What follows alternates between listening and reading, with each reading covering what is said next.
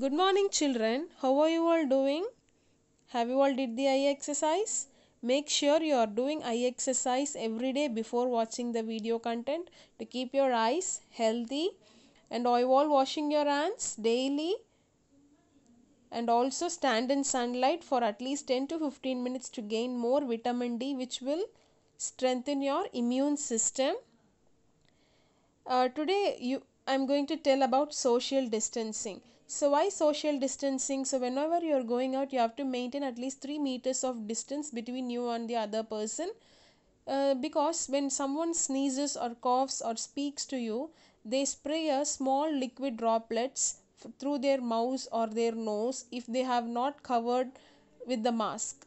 So that droplets may contain any virus or bacteria, so which we will inhale. So if we are covering our mouth and nose with mask, we are protected. So it is very important to use mask whenever you are going out, and don't touch your face when you are outside, and when you are talking to the other person, don't remove the mask also, children.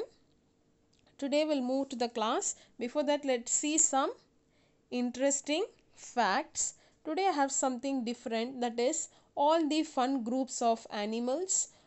A group of lion is called a pride. A group of peacock is called a muster. A group of snake is called a den. A group of foxes is called a skulk. A group of cat is called a clutter. Now let us recap. In the last class, we saw the continuation of invertebrates, phylum Mollusca, phylum Echinodermata, phylum Hemichordata, and under Chordata, we saw subphylum Urochordata and Cephalochordata. Under Mollusca, that is, they are soft-bodied animals.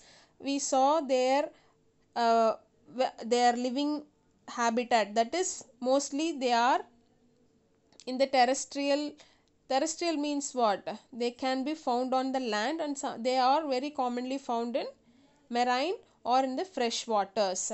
Their body is bilaterally symmetrical, soft and without segmentation. They are divided into head, muscular, foot and visceral mass. I guess you will remember now, that is, we saw example as what, a snail. The foot helps in their locomotion, that is under mollusca we saw an example as snail. Then phylum Echinodermata, spiny skinned animals, we saw example as starfishes and sea urchin. So they are exclusively free living marine animals. They are triploblastic and true coelomates with organ system of gradation. I guess you all know what is meant by triploblastic, yes or no children? Coelomate means they have body cavity based on the organs. If they are categorized, means organ system of gradation we say. And then when these animals, when they are adult, they are radially symmetrical. When they are when they are in the larval stage, they are bilaterally symmetrical. One unique feature was what, they have fluid filled water vascular system, and their locomotion is affected by tube feet. Then we saw phylum Hemichordata.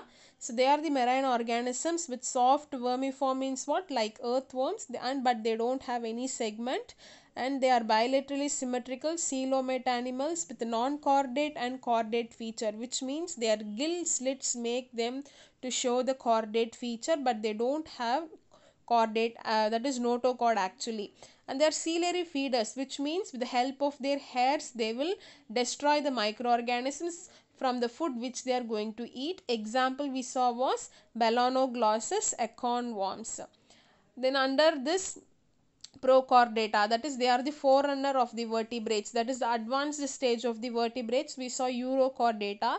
So here for them the tail is seen only in the their notochord is seen only in the tail region of free living larva, and they are sessile. Adults are sessile, means what, they don't move.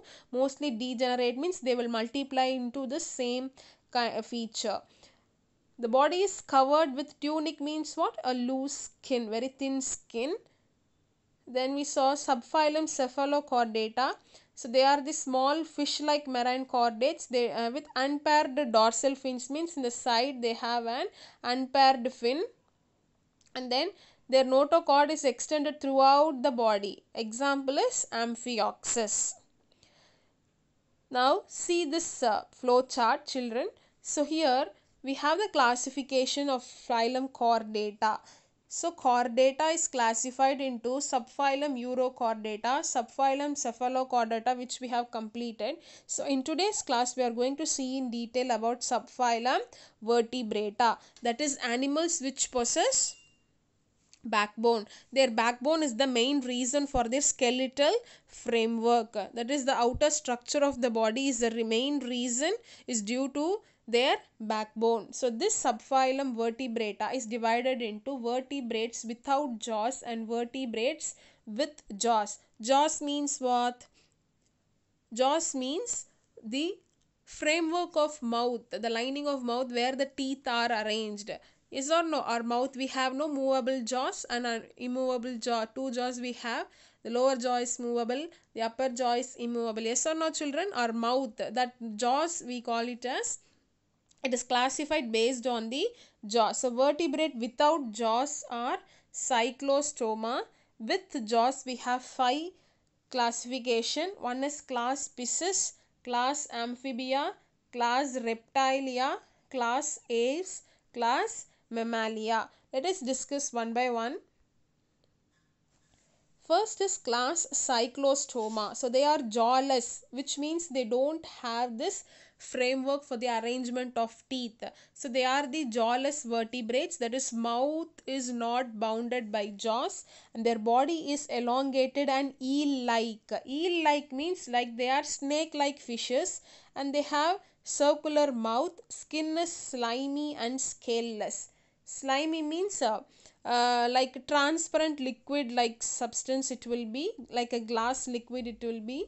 They are ectoparasites of fishes. Example hagfish. Ecto means what? Outside. So they will be sticking onto the skin or the hair of other animals. Parasites means they depend on other animal for foods. Ectoparasites means they will be sticking on the outside alone.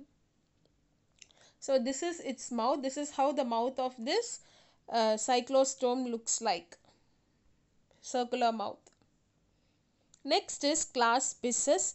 These are poikilothermic, which means cold-blooded aquatic vertebrates with jaws. So fishes have jaws. Yes or no? They have movable jaws. Yes or no, children? Their streamlined body, that is the lined body is divisible into, they are lengthier body, no, it is elongated body. Yes or no? That we call it as streamlined body. Head, trunk and tail. Their locomotion means movement is with the help of their fins. You know, no, children, we are all very familiar with the fishes. Their body is covered with scales. Respiration is through gills. Their heart is two chambered with an auricle and ventricle. There are two types of fishes. One is cartilaginous fishes with skeleton made up of cartilages.